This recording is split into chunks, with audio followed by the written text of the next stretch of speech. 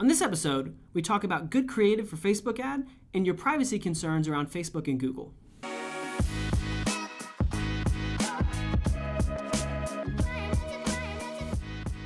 Hey everybody, welcome to episode 74 of the AskEngine show. I'm just excited for life, and I want to share that with y'all.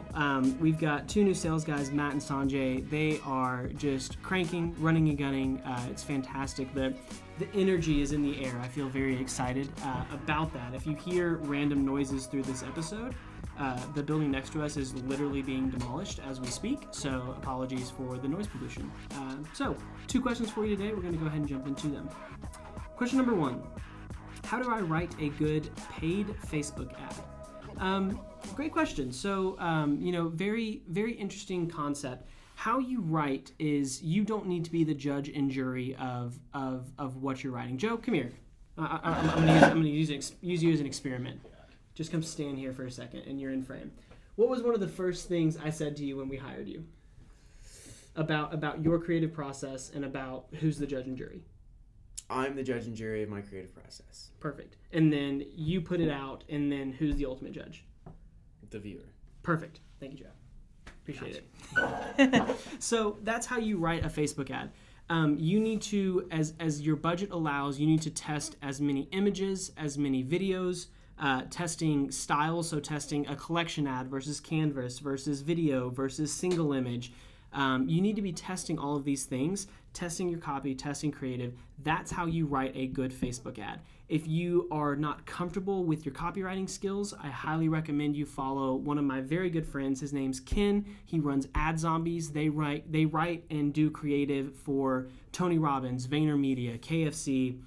They have a massive client list, and so I would consume as much content as you can from him, as well as look at what other people are doing. So my entire, and I don't know if it'll pick this up or not, I'm very weird when it comes to photos. All of my photos on my phone, if it doesn't pick it up, whatever, are just, my photo section is an ad swipe file.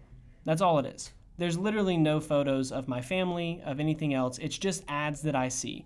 If an ad catches my attention, I screenshot it and I think about why it caught my attention. So become a practitioner, become a student for free. You have a Facebook, you have an Instagram, go through your Instagram stories, go through your Facebook stories, go through your Snapchat stories, see how people are advertising to you and see what catches your eye and think about why it caught your eye. Was it the pop of color? Was it the thumbnail on the video? Was it the copy? Was it an emoji? Think about those things because that's what's going to make you a better copywriter. And then if you want to outsource your copywriting, I cannot recommend Ken enough. Great question.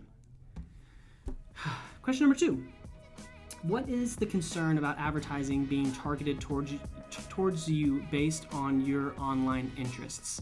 Oh boy, that was a mouthful. So I'm going to re-say that again for you. We don't have to edit this out. But what is the concern about advertising being targeted toward you based on your online interests? This is a fantastic question, and I think it boils down to you've got to detach the marketing hat on your head and think about the average consumer. The average consumer typically is not aware that they're being followed, they're being tracked. It's a little unnerving and a little unsettling to feel as if someone is watching you.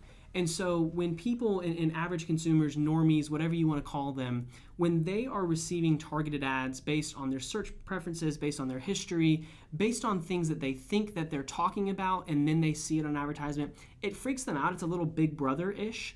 And so it just takes user adoption. When you look at how quickly advertising has increased the targeting, the behavioral interests, things of that nature, it's very difficult for people to comprehend that. If you're in the space day in and day out, it's easy for you. But think about our parents. I'm 27. My parents grew up without the internet. My parents grew up with the only advertising being a singular message done from a singular company across radio and TV. And they just pounded you to death with that single message. Think about how complex marketing is in 2018 versus what it was in early 2000s. So it's a learning curve, and it's a very steep learning curve and a very steep adoption curve that people just have to get used to. So when it comes to everything going on with Facebook and with Google and just advertising in general, this is just the backlash of what people feel is an overreach and a breach of their privacy, and it'll pass. And in the meantime, you just have to roll with the punches and continue to leverage the platforms as you can. Question of the day.